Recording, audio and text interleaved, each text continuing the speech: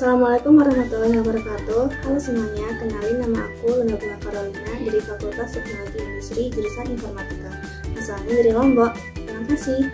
Halo teman-teman, perkenalkan nama saya Rahmat Yogo Cahyo Wibowo. Biasanya sih saya dipanggil Yogo. Nah, saya sendiri dari program studi psikologi, Fakultas Psikologi dan Ilmu Sosial Budaya.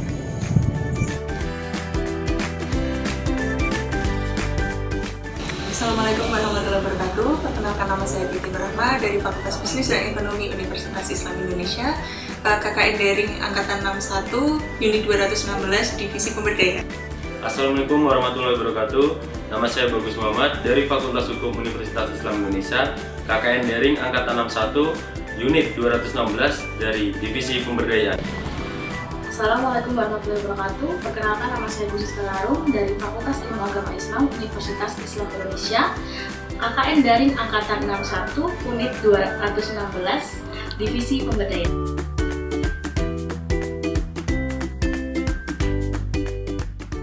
Nama saya Nesia Maya Mahardika.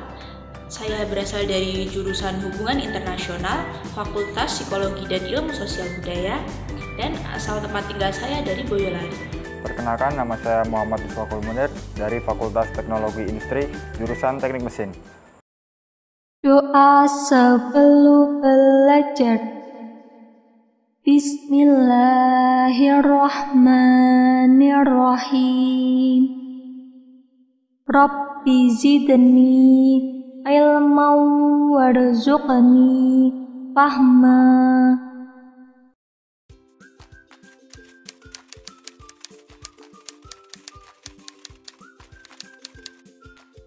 Jika dilihat dari sini, dapat dilihat bahwa cerita pendek adalah bagian dari teks narasi. Cerita pendek mengangkat persoalan kehidupan manusia secara nyata dan menggunakan tema dari persoalan keseharian atau bisa juga dari renungan-renungan filosofis yang berdasarkan dari memotret kehidupan nyata.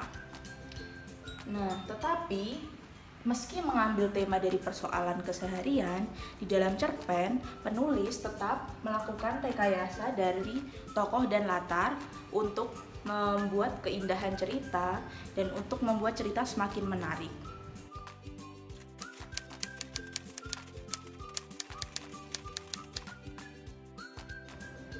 Nah, sekarang kita masuk ke bagian struktur cerpen. Struktur cerita pendek pada umumnya terdiri dari 4 bagian. Yang pertama adalah orientasi. Pada bagian orientasi, biasanya ada penentuan peristiwa, setelah itu ada juga penentuan latar tempat, bagaimana menggambarkan visual latar tempat yang ingin digunakan di dalam cerita pendek, lalu ada juga menentukan suasana perasaan setiap tokoh, lalu menentukan waktu yang akan digunakan di dalam cerita pendek tersebut. Setelah itu menentukan arah jalan cerita. Pada bagian yang kedua yaitu rangkaian peristiwa, di sini terjadi bagaimana jalannya cerita menuju peristiwa. Lalu yang ketiga adalah komplikasi. Pada bagian komplikasi menunjukkan arah menuju konflik atau puncak masalah dari setiap peristiwa. Bagaimana konflik atau masalah tersebut dapat merubah watak dari para karakter yang ada di dalam cerita pendek tersebut. Dapat juga merubah suasana dan merubah latar yang lain. Setelah itu adalah resolusi. Resolusi dapat dibilang sebagai penutup cerita pendek. Bagaimana dalam suatu cerita pendek masalah diakhiri oleh penulis. Bagaimana penulis mengakhiri suatu masalah di dalam cerita pendek.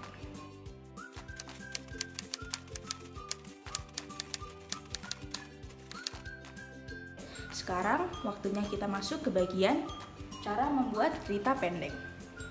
Sebenarnya cara yang akan kami sajikan adalah cara secara umum saja atau sebagai gambaran bagi teman-teman yang ingin mencoba membuat cerita pendek. Yang pertama yang perlu teman-teman lakukan adalah menentukan tokoh. Tokoh apa yang ingin teman-teman masukkan ke dalam cerita tersebut?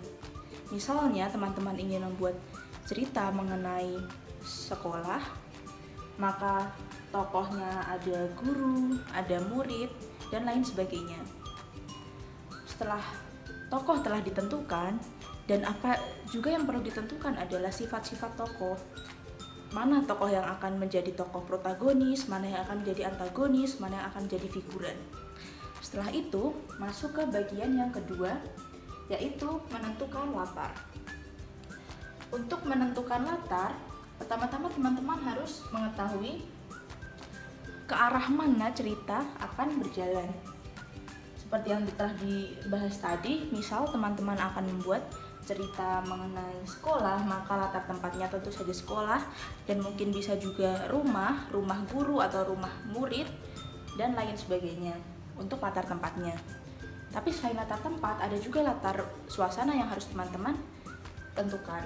Misal suasana ceria karena bel sekolah atau yang lainnya. Lalu ada juga latar waktu.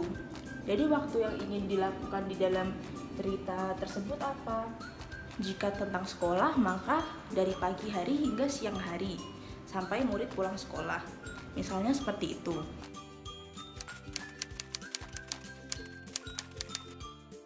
Teman-teman harus menentukan dulu masalah apa yang ingin teman-teman masukkan ke dalam cerita pendek buatan teman-teman.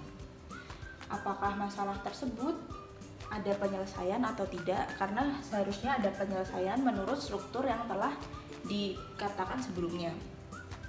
Setelah masalahnya diketahui, maka yang harus dipikirkan selanjutnya adalah apa yang akan dilakukan untuk menyelesaikan masalah tersebut. Bagaimana penyelesaian yang akan ditulis oleh teman-teman yang sebagai penulis. Karena walaupun penyelesaian ini masuk ke dalam struktur yang terakhir, tetapi harus dipikirkan sejak awal untuk membuat alur cerita yang baik dan bagaimana pembaca dapat menikmati cerita tersebut. Selanjutnya adalah bagaimana akhir dari cerita. Setelah terjadi penyelesaian masalah, bagaimana akhir cerita dari cerita pendek teman-teman? Apakah cerita tersebut berakhir bahagia atau berakhir sedih, atau mungkin akhir yang lain seperti yang sedang populer adalah open ending atau akhir terbuka, di mana pembaca dapat menentukan akhir yang berbeda dari interpretasi mereka masing-masing.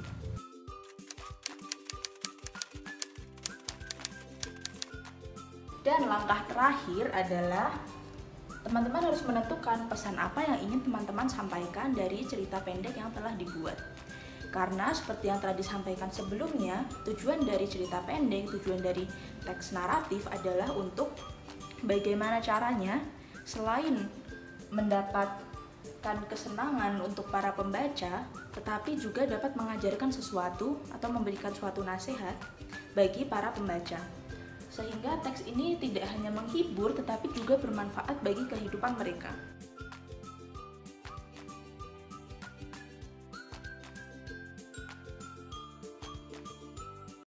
Akhirnya kita telah sampai di akhir pembelajaran. Untuk memastikan teman-teman sudah memahami materi yang kami bagikan, kita review dulu yuk. Pertama-tama, kita sudah mempelajari kalau ternyata cerita pendek atau cerpen merupakan bagian dari teks naratif. Ciri utama cerpen adalah jumlah karakter yang sedikit, mencakup satu peristiwa penting, memiliki satu fokus tematik. Ciri inilah yang kemudian menjadi keunggulan cerpen dibanding teks naratif lainnya, karena cenderung lebih mudah untuk dinikmati. Demikian pembelajaran tentang cerita pendek kali ini. Semoga bermanfaat, dan jika ada salah kata, kami mohon maaf. Wabillahi taufiq walhidayah. Wassalamualaikum warahmatullahi wabarakatuh.